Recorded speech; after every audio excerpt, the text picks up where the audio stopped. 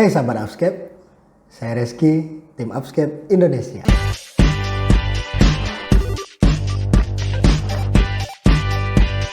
Gimana nih kabarnya? Semoga kita semua sehat-sehat selalu ya.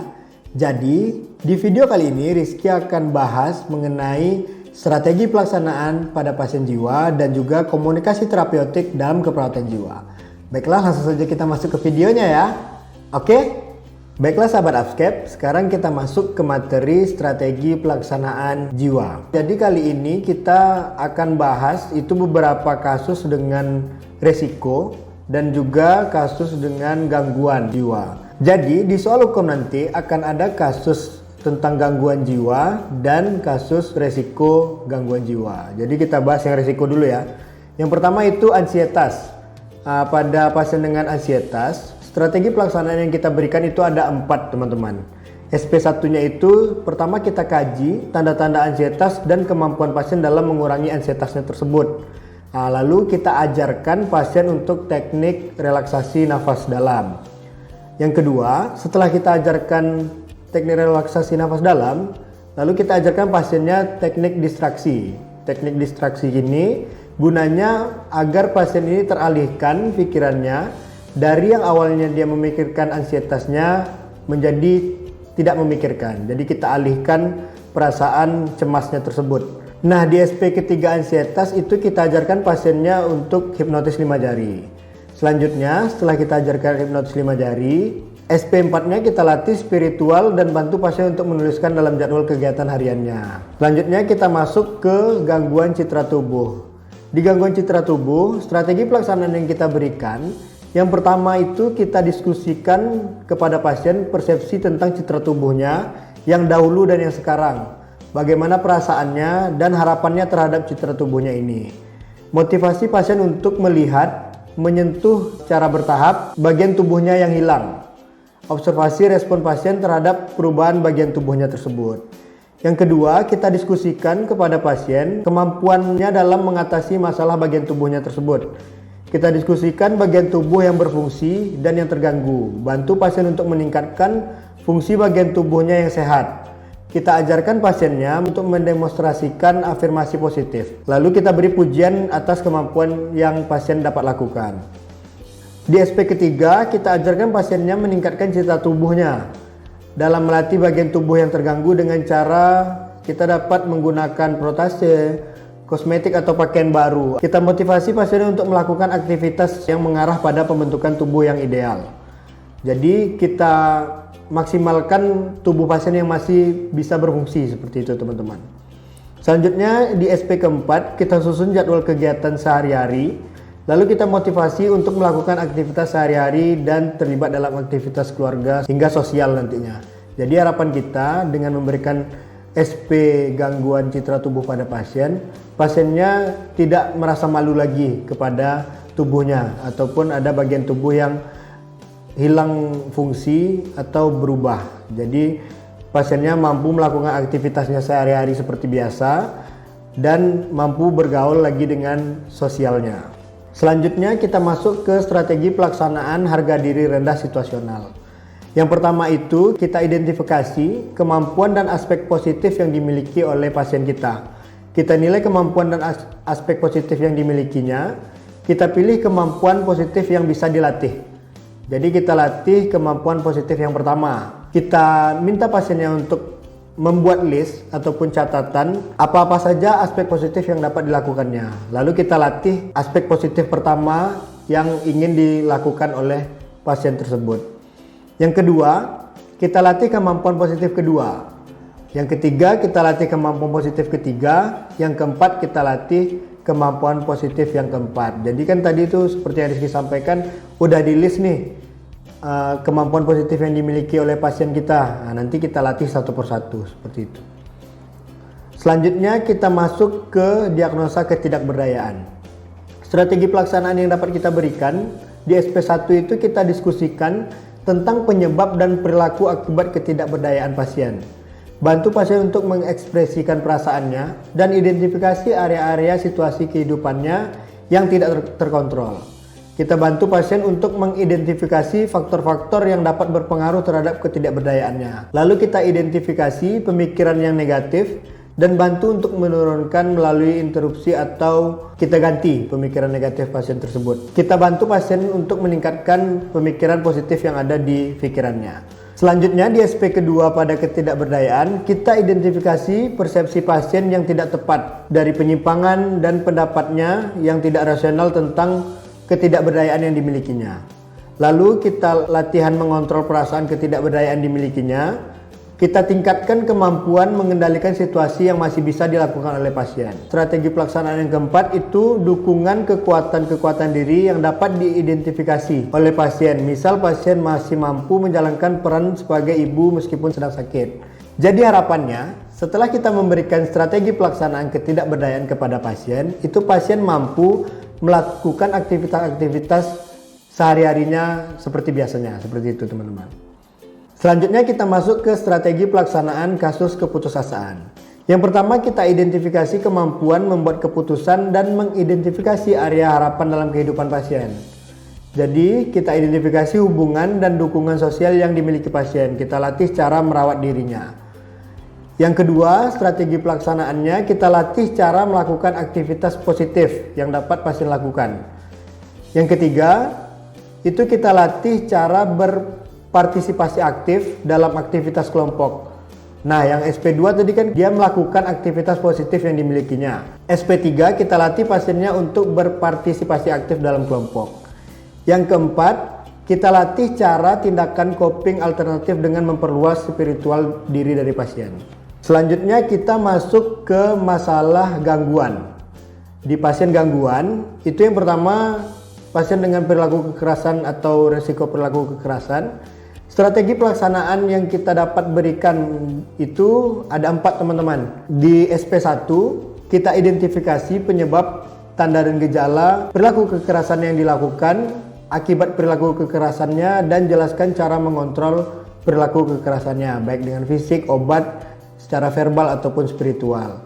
Di SP1 ini selain kita identifikasi penyebabnya tadi, kita juga langsung latih pasiennya cara mengontrol perilaku kekerasan yang pertama, yaitu dengan cara tarik nafas dalam dan pukul bantal yang seperti teman-teman sudah sering lakukan di kampus. Selanjutnya, di strategi pelaksanaan kedua, kita latih cara mengontrol perilaku kekerasannya dengan minum obat. Jelaskan 6 benar minum obatnya, yaitu jenis, guna, dosis, frekuensi, cara, dan patuh minum obat tersebut. Baiklah, sedikit panduan bagi sahabat ASKEP semua. Setiap strategi pelaksanaan yang ada obatnya itu pasti letaknya di SP2.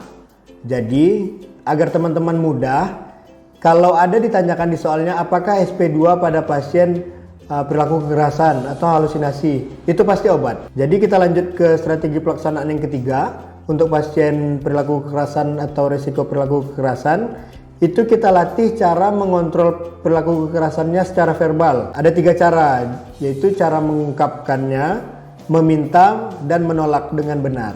Jadi pasiennya kan suka marah-marah nih kalau perilaku kekerasan. Jadi harapannya dengan kita memberikan strategi pelaksanaan ini, pasiennya mengungkapkannya bisa dengan cara baik-baik seperti itu, tidak marah-marah lagi. Yang keempat, latih cara mengontrol dengan spiritual. Kita ajarkan pasiennya untuk sholat, berwudhu, atau berdoa. Strategi pelaksanaan pada pasien dengan harga diri rendah kronik, di mana yang pertama SP1-nya itu kita identifikasi kemampuan dan aspek positif yang masih pasien miliki. Kita bantu pasien menilai kemampuan yang dapat digunakannya. Kita gali terus, Bapak bisa apa nih? Biasanya Bapak kalau di rumah siap mandi itu handuknya jemur sendiri atau kayak mana? Tempat tidurnya Bapak rapikan sendiri gitu kan? Nah seperti itu. Atau di rumah suka membantu orang tua enggak? Jadi kita gali aspek positif yang dimiliki oleh pasien. Kita bantu pasien memilih dan menetapkan kemampuan ataupun aspek positif yang akan dilakukannya. Kita latih kemampuan yang dimiliki oleh pasien tersebut. Strategi pelaksanaan yang kedua pada pasien dengan harga diri rendah, kita latih kegiatan kedua dengan alat dan cara tadi. Yang pertama kan kita identifikasi nih, kita catat, kita minta pasiennya catat lagi. Catat kemampuan positifnya, nanti kita tanyakan mana kemampuan positif pertama yang mau kita coba ulang lagi kita latih. Nanti di SP kedua baru kita latih kegiatan yang kedua dengan alat dan caranya juga. Di SP ketiga pada pasien HDR kita latih kegiatan kedua dan ketiga agar mengingatkan pasien dengan kegiatan yang sudah kita lakukan kemarin. SP keempat pada pasien harga diri rendah kita latih kegiatan kedua hingga yang keempat dengan alat dan caranya juga. Baiklah, kita masuk ke pasien dengan halusinasi. Apa sih strategi pelaksanaan yang dapat kita berikan pada pasien halusinasi? Yang pertama itu SP1-nya kita identifikasi dulu halusinasinya, baik isinya, pikirannya, frekuensinya, dan kapan halusinasinya datang atau dirasakan oleh pasien. Di SP1 juga kita ajarkan pasien cara mengontrol halusinasi dengan cara menghardik. Seperti sudah kita pelajari di kampus yang sering diajarkan, itu kita tutup mata atau tutup telinga, nanti pasiennya berteriak, "Pergi-pergi kamu suara palsu, saya tidak mau dengar, pergi sana." Untuk SP yang kedua, menjelaskan dan melatih pasien untuk minum obat dengan prinsip 6 benar tadi. Apa keuntungan minum obat dan apa kerugian pasien tidak minum obat. Jadi seperti yang Rizky sampaikan tadi, pasien yang dapat obat, pasti SP2-nya itu obat. Baik, kita lanjut ke SP yang ketiga untuk pasien halusinasi. SP ketiga kita menjelaskan dan melatih pasien cara berbincang-bincang. Jadi misalnya nih pasiennya lagi halu ataupun lagi mendengar suara-suara bisikan-bisikan. Kita ajarkan pasiennya kalau ada suara bisikan-bisikan, Bapak coba ajak ngobrol teman di sebelahnya atau coba ajak ngobrol perawat yang ada di dekat Bapak. Jadi biar halusinasinya teralihkan seperti itu. Kita lanjut ke SP keempat untuk pasien halusinasi, itu menjelaskan dan melatih pasien cara beraktivitas. Selain dengan berbincang-bincang tadi, di SP keempat kita ajarkan pasiennya untuk melatih aktivitas yang dapat dilakukannya. Kita tanyakan, Bapak hobinya apa atau sukanya apa, misalnya bersih-bersih. Kalau ada nanti suara-suara di ruangan atau di kamar, nanti Bapak menyapu aja, menyapu biar suaranya hilang. Itu. Tapi tetap kita harus mengajarkannya step by step, teman-teman. Misalnya di SP1 kita harus ajarkan pasien untuk mengontrol halusinasinya dengan cara menghardik dulu. Kalau udah bisa dia menghardik, baru kita berikan obat, baru kita lanjut ke SP selanjutnya. Baiklah, kita lanjut ke masalah gangguan selanjutnya, itu pasien dengan isolasi sosial. Strategi pelaksanaan yang dapat kita berikan itu SP1-nya identifikasi penyebab ISOS yang dimiliki oleh pasien. Siapa yang ada di rumah, siapa teman dekat dengan pasien, yang tidak dekat siapa, dan apa sebabnya dia tidak mau bergaul dengan temannya atau dengan masyarakat di sekitar rumahnya. Terus kita jelaskan kepada pasien keuntungan punya teman itu apa, kerugian tidak punya teman dan bercerita dengan teman kita itu apa. Kita latih cara berkenalan dengan satu orang di SP1. Jadi kita minta pasien untuk ayo kita coba untuk berkenalan. Kalau tidak mau dengan temannya, dengan kita sebagai perawatnya. Seperti itu. Kita latih dia berkenalan dengan satu orang. Untuk SP2-nya kita latih berkenalan lebih dari 2 orang.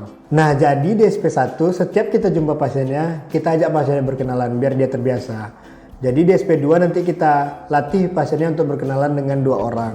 Selanjutnya, untuk SP3 pada pasien dengan isolasi sosial, itu kita latih pasiennya bercakap-cakap saat melakukan kegiatan sehari-hari. Yang keempat, kita latih pasiennya bicara sosial, belanja ke warung, meminta sesuatu, atau menjawab pertanyaan. Jadi harapannya dengan kita memberikan strategi pelaksanaan pada pasien dengan isolasi sosial, itu pasiennya tidak takut lagi untuk bersosialisasi dengan orang lain. Jadi kita latih berkenal dengan 1 orang, berkenalan dengan 2 orang, kita latih pasiennya bercakap-cakap atau berbincang-bincang, dan kita latih pasiennya untuk melakukan tindakan sosial. Selanjutnya kita masuk ke kasus gangguan waham. Pada strategi pelaksanaan yang kita berikan pada pasien waham, SP1-nya itu kita identifikasi tanda dan gejala waham yang muncul. Waham apa nih pasien kita? Waham kebesaran kah? Waham somatik kah? Waham nihilistik kah? Atau waham agama? Itu kita identifikasi dulu. Lalu kita bantu pasien dalam orientasi realita, baik itu orang, tempat, dan waktu. Di SP kedua, kita mendiskusikan kebutuhan pasien yang tidak terpenuhi. Jadi kita identifikasi kebutuhan pasien apa yang tidak terpenuhi di sini. Selanjutnya kita lakukan SP ketiga, itu membantu pasien dalam memenuhi kebutuhannya yang realistis. SP keempat, kita melatih pasien dalam melakukan kemampuan atau aspek positif yang dimilikinya. Baiklah, lanjut ke diagnosa selanjutnya, yaitu defisit perawatan diri. SP1 yang kita berikan pada pasien dengan gangguan defisit perawatan diri, yaitu kita identifikasi kebersihan diri pasien. Kita ajarkan cara melakukan kebersihan diri, baik itu mandi, gosok gigi, bersampo, dan berpakaian. Di SP kedua, kita ajarkan pasien untuk berdandan. Nah, jadi kita udah ajarkan tadi pasien kita mandi, gosok gigi, berpakaian, kita ajarkan dia untuk berdandan. Nah, kita ajarkan pasien bersisir, mencukur kumisnya untuk yang laki-laki. Di SP ketiga, kita ajarkan pasien untuk minum dan makan. Biasanya pasien dengan defisit perawatan diri ini, dia makannya belepotan atau dia bisa makan cuman tidak bersih, tidak higienis dia makan itu, seperti itu. Jadi kita ajarkan pasiennya sebelum makan cuci tangan dulu, setelah makan nanti piringnya dicuci dan diletakkan ke tempatnya lagi, seperti itu. Selanjutnya di SP4 pada pasien dengan DPD itu kita ajarkan pasiennya BAK dan BAB.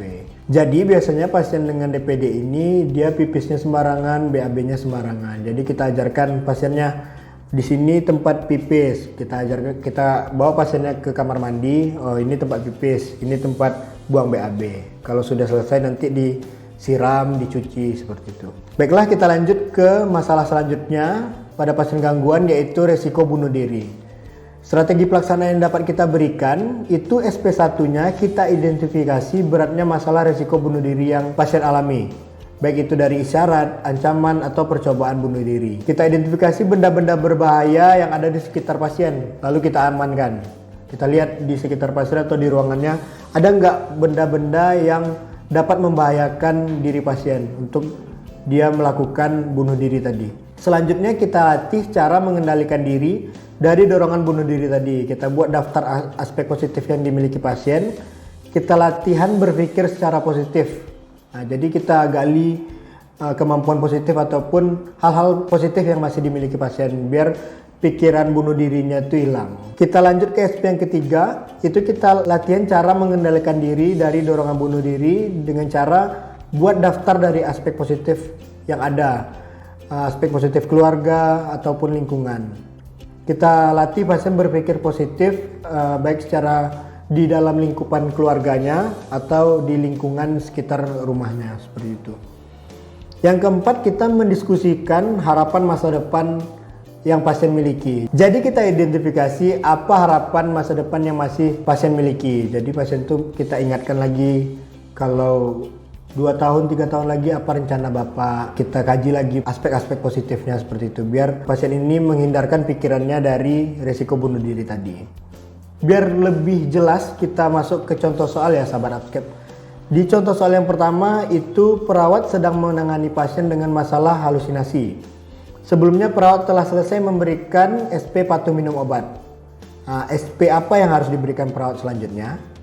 Nih, yang pertama nih kita buat dulu data fokusnya. Pasiennya pasien apa? Nah, di sini kita tandai pasiennya adalah pasien dengan masalah halusinasi. Soal di sini menanyakan SP apa yang harus diberikan perawat selanjutnya. Jadi SP sebelumnya yang diberikan adalah patuh minum obat pada pasien dengan halusinasi. Jadi jawaban yang tepat adalah setelah obat adalah bercakap-cakap. Jadi SP3-nya bercakap-cakap. Kita lanjut ke soal yang kedua. Perawat rumah sakit jiwa sedang melakukan strategi pelaksanaan pada pasien dengan risiko bunuh diri. Perawat mengidentifikasi benda-benda berbahaya yang ada di sekitar pasien dan mengamankannya.